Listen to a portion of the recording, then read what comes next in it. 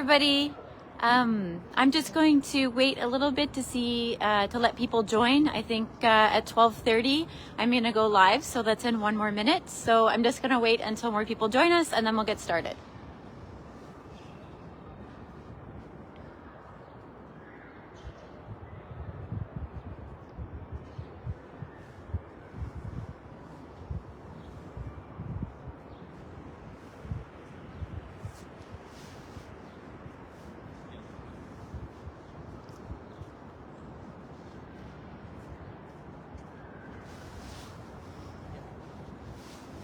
If the people that are watching can just let me know that if you can hear okay.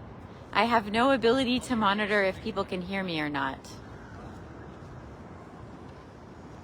If someone could write a comment in the chat just to let me know that you can hear me.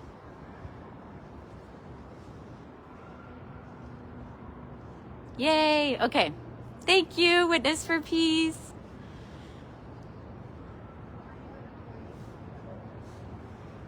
So I'm just gonna wait a couple more seconds, maybe a minute, and then I'm gonna start. It's cold here.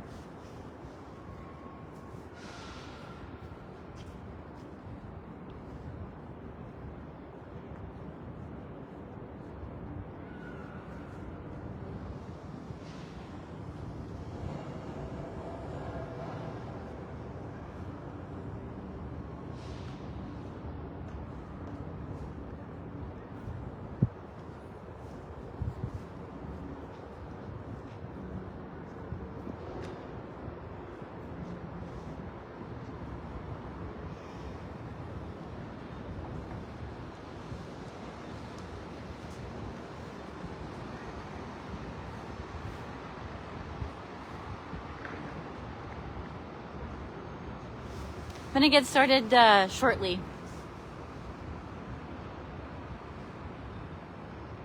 I can see that there's some people joining from Honduras. I'm jealous. Enjoy the weather there because it is freezing here in New York with the big buildings and that blocks the sun, so it's really cold.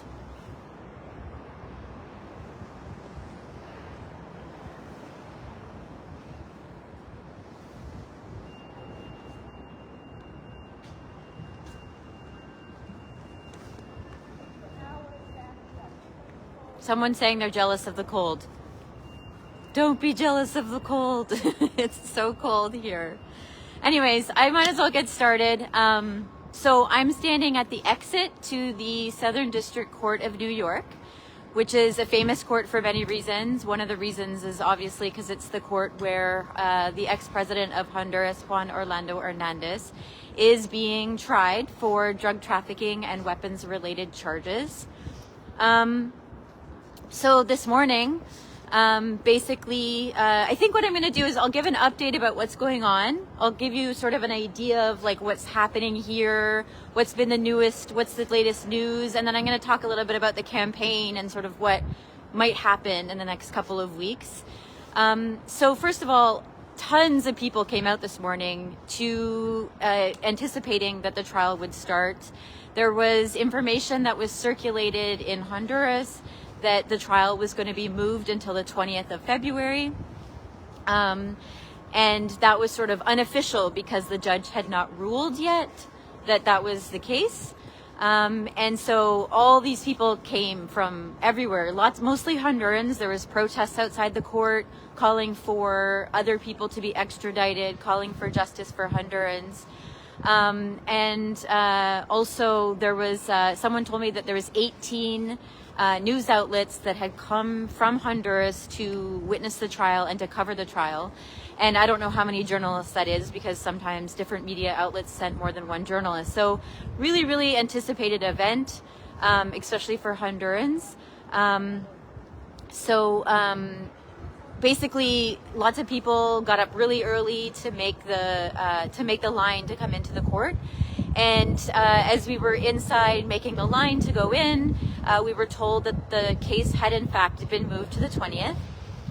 There hadn't been any sort of like official ruling or official information made public, so that was what generated the uncertainty. But it seems like what's happening is that one of the reasons for the delay is because Juan Orlando Hernandez's defense might be shifting slightly, and they're trying to bring in classified material into his defense, which I think is really interesting for us. And it's mentioned in the press release that we put out this morning to sort of say that I'm here and the campaign's on the ground here in New York covering the trial. But it suggests that there might be a shift in the strategy that Juan Orlando Hernandez and his lawyers are using. And so they've sort of entered into this negotiation with the prosecution to say that Juan Orlando Hernandez might testify in the trial or present evidence as part of his defense that is information that is classified by the U.S. government. And so we'll put out more information about what this means, but what it means for us is that we think that Juan Orlando Hernandez is going to basically try and say, I worked with the U.S. government. I had a very close relationship with the U.S. government over many years. How is it possible that I'm being accused of drug trafficking? They told me this. I met with these people. I did all these things in Honduras to stop drug trafficking, and yet you're accusing me of being a drug trafficker. And so some of that information, the meetings he had with different U.S. agencies, might be classified information. And so there has to be a procedure that happens about what information is able to be released to the public in the course of a trial. So there's been some entries in the court docket that suggests that Ho's trial strategy might have something to do with this classified information, which is kind of odd, and it could be happening for various reasons. But one of them could be that he's just trying to buy, the defense for Juan Orlando Hernandez is just trying to buy more time, because once you get into more classified material and the classified material procedures, it becomes very complicated and it might slow down a trial date. It also means possibly that maybe his defense discovered some document in the classified materials that is helpful for his defense, and now they want to fight to be able to include it, and that will obviously take time. So basically, who knows what'll happen? The court is set to start, or the trial date is set to start on the 20th of February. But again, this week, there might be a lot of classified hearings where there's a deliberation and negotiation going on, which would mean that it might change the trial date again, which is really unfortunate for people that have come and traveled all the way here to New York, especially Honduran media that are paying a lot of money to be here. They're waiting for this trial to start. But who knows what'll happen with the trial date changes. So that's sort of what's been going on. The jury's going to be selected pending any changes on February 20th. So yeah, we'll see what happens. I mean, everything's sort of in the air. This is normal for a legal case and a court case. But I hope, for the sake of everyone that has come and traveled to New York, that information is put up, decisions are made beforehand so people can adjust their travel plans, and that the trial doesn't keep getting delayed. So I think that we're going to be putting out as the campaign, and I guess I should talk a bit about the campaign. So our campaign is putting the U.S. and Canada on trial. And as I'm standing outside of the court in the morning here talking to all these Hondurans that have come to witness the trial, they ask me what I'm doing here, and they ask me who I work for, and they ask me what I do. And I start telling them, we are a group, we are a solidarity group, the Honduras Solidarity Network, and other organizations like Witness for Peace, like SOA Watch, Rights Action, different organizations in Canada, the United States. We are trying to use this trial as a way to talk about the role that the United States and Canada played in Honduras for 15 years or 12 years following the 2009 military coup. And then Hondurans are like, oh, well, yeah, totally. The U.S. supported Ho. He was there in power because of the U.S. All these human rights violations were committed, and he committed so many acts of corruption. And I said, yeah, I mean, these are the discussions that we should be having. Unfortunately, Ho is not being tried in Honduras. He's being tried here in the United States. The same government in the same jurisdictions that gave him a lot of the power that he had, funding, political support, backing over so many years. And he's being tried here. And so Hondurans are very aware of, the role of the U.S., obviously, at least the Hondurans that are here. And when I told them what I was doing here, they were like, oh, okay, that's that's interesting. And that's good because, you know, most people recognize that Ho wouldn't have been in power if it wasn't for the support from the United States. There's a little bit of wind, so I hope my tripod doesn't fall over. So anyways, I think that the campaign that we're putting on, that we have going through the duration of this trial, which we're going to put out updates regularly through this week as well. Even though the trial might be delayed, we're going to keep putting out updates because there's so much information to talk about. And the prosecutors have filed so many documents in this case that really highlight the role the United States played and Canada played in Honduras following the 2009 coup, except it's not being reported on, it's not being discussed, and it's certainly not being discussed in the places it should be, which is in Congress, in public institutions, in Canada, and the US. And so that's what we're trying to do. We are using this trial as a way to have these very much needed conversations about how Juan Orlando Hernandez was our guy in Honduras for so many years, and now he's being hung out to dry, even though the United States and Canada supported him for so many years. So we've put out 5, this will be our 5th update. We are going to keep putting out updates throughout the whole duration of the trial and afterwards. I encourage people to take action. We have an action on update number 4, which is asking US and Canadians to sign on to a sign-on letter if they're part of an organization, and or a click action to send a letter to your congressional representatives or your parliamentary representatives to basically ask them to, 1, call for investigations and inquiries, public inquiries and investigations in the US and Canada about our role our governments played in backing a narco state in Honduras.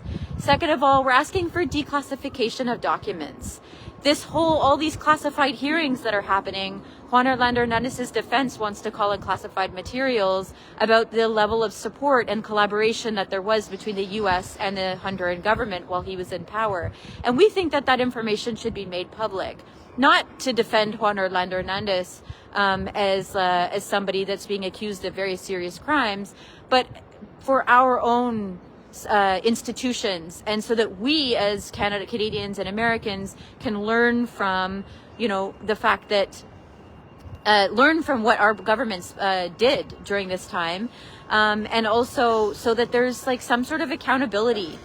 There were public citizens there were government officials that were part of covering up Ho's behaviors, not just in drug trafficking, but also in his abuses against the Honduran people, against environmentalists, and against journalists, etc., over so many years. And so that information should be made public. That's what we're calling for. And a lot of people have asked me in this campaign, well, do you know if the United States knew that he was a drug trafficker? When do you think they knew? And I would say that the DEA knew, and that there's actual public information that demonstrates this. They knew that Juan Orlando Hernandez's brother was involved in drug trafficking starting in 2016. They knew he was a high-level drug trafficker in 2016, and there was documents that were leaked to the Honduran press showing that. And despite that, in 2017, the U.S. government supported a fraud, and the Canadian government supported a fraud in Honduras, electoral fraud, and kept him in power for longer. And so, you know, regardless of whether they knew or not, or when or not, at a bare minimum, this is why we are calling for investigations in Canada and in the United States. We need to know when they knew, we need to know like who knew, and we need to know why was the aid not stopped, why were actions not taken, and especially for people that have been involved in Honduras solidarity work over so many years since the coup. There were so many warnings that said, stop, this is not going well in Honduras. They're violating human rights. There's very serious drug trafficking allegations. There's corruption scandals. And we were ignored. And we were told that that wasn't true, that Juan Orlando Hernandez was a Democratic ally, that he was collaborating and working very closely with our governments. And therefore, and our governments received a lot of benefits from maintaining that relationship. And so we think that there should be an investigation at a bare minimum to answer a lot of these questions and to make it known to to all the people that have like done this work over so many years, you know, raising these issues that were ignored. We think that it needs to be made known in Honduras so that Hondurans can know a huge chunk of their history. And we think that there needs to be policy change here in the United States and in Canada related to how our governments behave abroad, not just in Honduras, but in Latin America, overseas. Now we're seeing, you know, what's going on in Gaza. I mean, these are all these issues are related. And I think that investigations about the US and Canadian role in Honduras is just one chunk or one piece of the pie, a bigger pie, that I think these discussions won't happen unless we make them happen. And so I encourage everybody, please go to honduras.now.org. And go to update number 4, and please take action now to demand investigations about the US and Canadian role in Honduras from the coup and on, and also to declassify documents. We have 3 other demands as well that I think are really important. One is to pay reparations for the victims of DEA operations in Honduras. And we're going to put more information out about that operation and what has happened with that operation and the impunity in which the DEA agents that were involved continue to operate. We're going to put more information out about that during the course of this trial. We're also going to talk about the violations of the DEA themselves in Honduras. And talk a little bit about how, despite the fact that they will be probably paraded around as the heroes because they're taking Juan Orlando Hernandez together with prosecutors to court over his drug trafficking activities, we also want to raise the issues of this drug war and what this war on drugs means for Hondurans, what it means for land defenders and environmentalists, etc. So anyways, going back to my call to action, please go to update number 4 on hondurasnow.org and under the narco trial campaign link, and take action now. All of our demands are listed there. And we will be putting out updates regularly with a very specific focus on whatever's talked about in this courtroom and the Southern District Court. The exit to the Southern District Court is behind me. Whatever is discussed in this courtroom, we are going to make the links.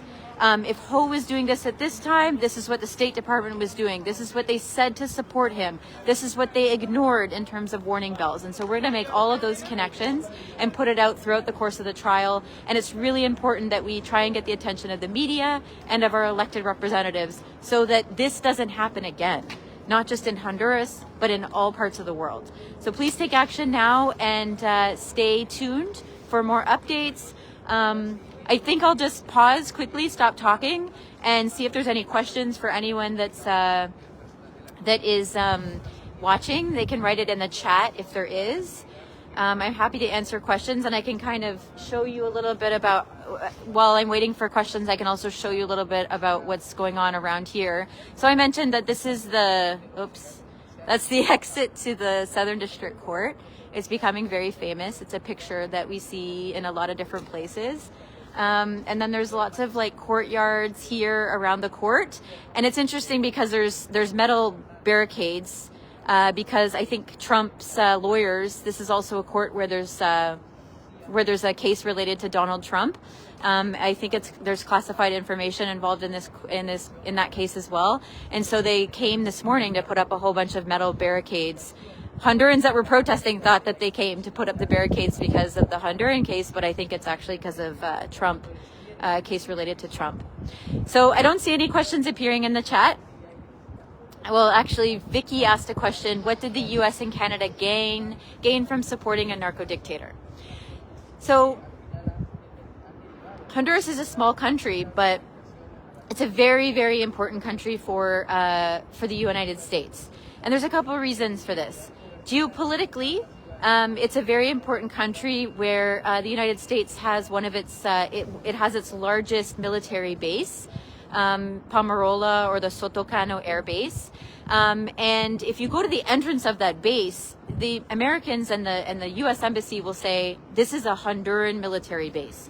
But if you go to the gates of that base, there's American soldiers, armed American soldiers at that gate standing there. And so it's a U.S. military base. And so that is a very important base because it's where the United States launches a lot of its regional operations, and do a lot of their military operations in other parts of Central America. It's also like, who knows what else is on that base that is strategic for them geopolitically in the region of Central America. Another thing that they gained from supporting a narco dictator is that they have tremendous economic interests in the country, and tremendous, Central America is a very small region, but they really took care of their economic interests in Honduras. And so let's just say after the coup, there was one of the reasons that they loved Juan Orlando Hernandez so much is because he really gave them mostly what he wanted economically and politically. So, for example, some of the things economically that were gained is Prime Minister Stephen Harper, the Prime Minister of Canada, very shortly after the coup, a couple years after the coup, they signed a free trade agreement with Honduras. Knowing fully well, I testified in those parliamentary hearings to tell Canada, do not sign a free trade agreement with Honduras. There was a coup. There are not sufficient protections for human rights. And of course, they signed the free trade agreement, and that gave mining companies and gave sweatshop companies and energy generation companies a significant economic benefit in Honduras. And so there's a lot of economic benefits that the United States and Canada received from doing dirty deals with the narco dictatorship. Companies like there's three companies, American companies right now, that are not so happy with the new government, that are suing the state of Honduras because they also made a deal, had a contract with the state, with Juan Orlando Hernandez, to build a private city totally separate from Honduras called a ZEDE, a Zone of Economic Development and Employment. And now they're suing this current government because they're mad that the current government basically overturned that legislation. And so that's another way that Juan Orlando really kind of sucked up to the Americans and to, not Americans, the USers and Canadians, is that they kind of gave those governments what they wanted. They gave their companies what they wanted. And as we all know, or we should know, is the US and Canada are very interested in promoting their economic interests abroad, not just in Honduras, but in all of Latin America and the world. And so they gained a lot of economic benefits, like I already mentioned. Another thing is that politically they gained backing from another country in the region to do certain things around the world. One being especially relevant for what's going on now in other parts of the world, in Gaza and Israel. Juan Orlando Hernandez was one of the few countries, I think there were 7 countries, under Juan Orlando Hernandez, Honduras decided to move its embassy to Jerusalem and support the initiatives that the U.S. was leading at the time. And that was something that he likely did to sort of stay on good terms with the Americans while he was trafficking drugs and while he received so much political support to be in power as well in Honduras. Also, Honduras was a really key partner in joining the Lima Group, which was formed and led by Canada, to try and overthrow the government of Venezuela that has always clashed with U.S. interests and a government that the U.S. has never been fond of and wants to get rid of, mostly because, again, political but also economic reasons. And so Honduras was really a member of the Lima Group. And I remember speaking directly to the Minister of Foreign Affairs of Canada, saying, why are you standing next to a government, the government of Honduras, the representative of Honduras, in the Lima Group, while they're committing massive human rights abuses in Honduras and also involved in drug trafficking?